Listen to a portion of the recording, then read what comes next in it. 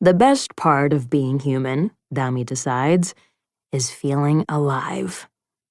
Dami feels alive every time they eat a delicious meal, like a plateful of freshly fried maduros, their first meal as a human. They feel alive every time they kiss someone attractive, like when they kissed a boy and a girl in the same night, their first night as a human. And right now, a little over 4 months later, sitting in the Green Dragon Tavern with a bad poker hand, losing a rich white boy's money, Dami feels well and truly alive. Life, Dami thinks with a smile, is dangerous. The rich boy's name is Charles Edward Talbot III. He's 17, so the same age Dami has estimated for themselves. Charles Edward Talbot III sounds like an ass. Not that Dami would know, as they've never met him.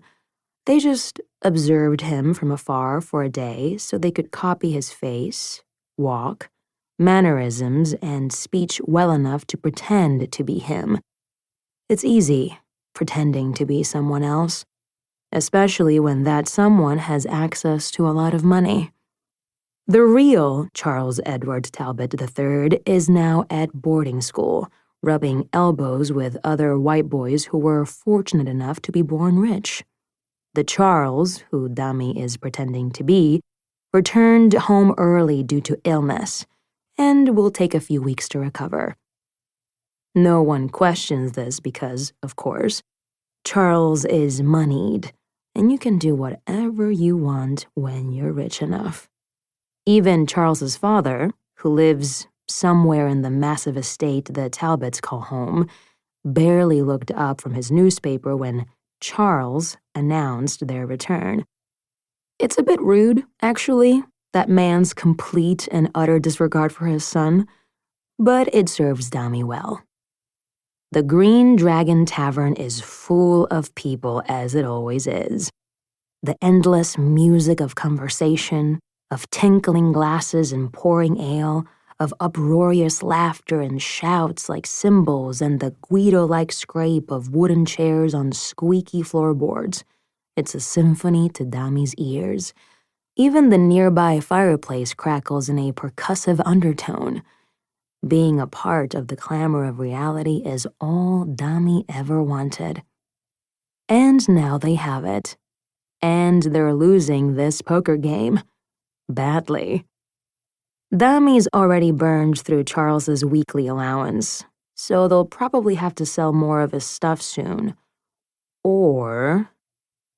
"What if I throw in my waistcoat?" they ask the table. It's a nice waistcoat. Powder blue with silver threaded flowers and opalescent buttons. It brings out Charles's pale eyes. One of the Talbot's staff members must know it, because Dami took it from the very front of his closet.